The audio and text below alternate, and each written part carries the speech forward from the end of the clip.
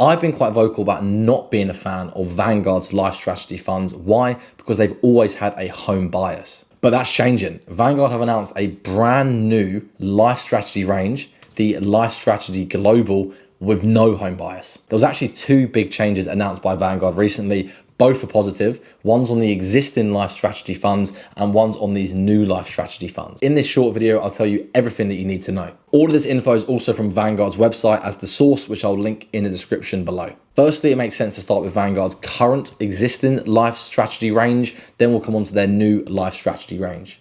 And to avoid keep saying LifeStrategy, I'm going to start saying LS.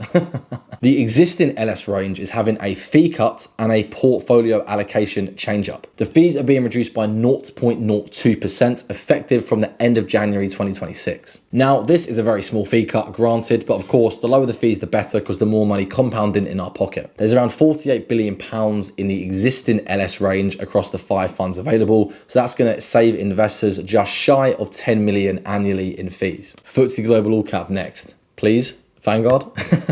This is also off the back of many fee reductions from Vanguard in 2025 on various stock funds and bond funds. It clearly seems they're actively looking to cut fees to remain competitive. Even though they have got a reputation for low fees, their platform fees and fund fees are actually rarely now the lowest for us UK investors. The LS funds are very popular. They're ultimately designed for hands-off investors who want one fund, automatic rebalancing, and a set stock and bond split. You can choose a split that matches your risk tolerance. But there's always been a UK home bias, and Vanguard acknowledged this. Why does it? Well, I understand that when they were created shortly after the '08 financial crash, Vanguard set up this home bias on purpose. But that's why I've never personally been the biggest fan of this existing LS range. I prefer market cap weighted global funds like the All Cap or the All World. Well, this is changing slightly in the current LS fund range. As you can see on screen, both the stock and bond exposure is falling to 20%. So there is relatively still quite a large home bias,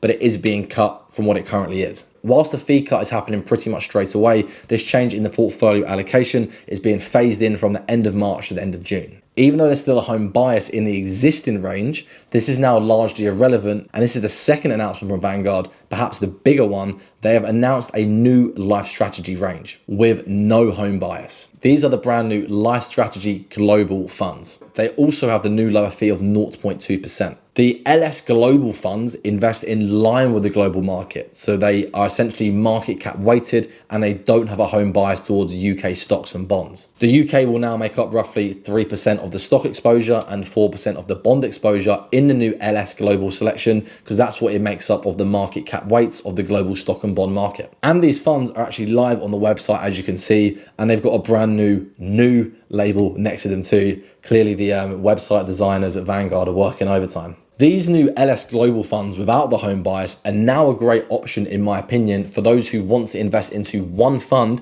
with a split of stocks and bonds, and you can select that split that best fits your risk tolerance. And once you've selected that split, that auto rebalancing is done for you. It is of course cheaper to have a separate global stock fund and a global bond fund and rebalance yourself. But if you don't want the faff of having to rebalance for a slightly higher fee of 0.2%, without the home bias, you can use this new LS Global range. That is the update from Vanguard. There are now really two important questions to answer coming out of all of this. Firstly, if you want to use the LifeStrategy funds, which one should you use? The existing LS funds or the new global LS funds? It ultimately depends whether you want a home bias or not in your portfolio. The UK market actually outperformed the US market last year in 2025, but the US really has been dominating for the last decade plus. It's impossible to know though which country is going to perform better out of the UK or the US, and really any country for that matter. So whether you want the classic LS fund with the home bias or the new LS fund without the home bias is up to you. Secondly, if you're using the existing or the classic LS funds,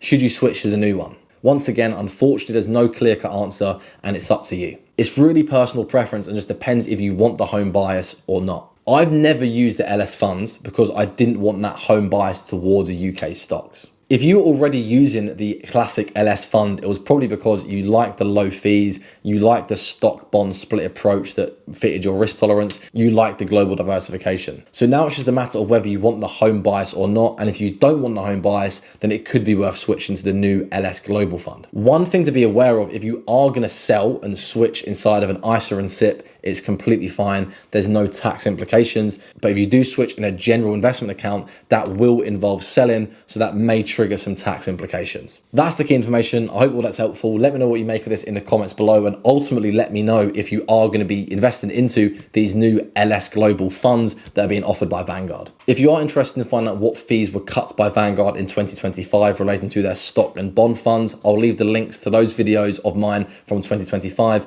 in the description below and somewhere on screen. Thanks for watching. Have a great day.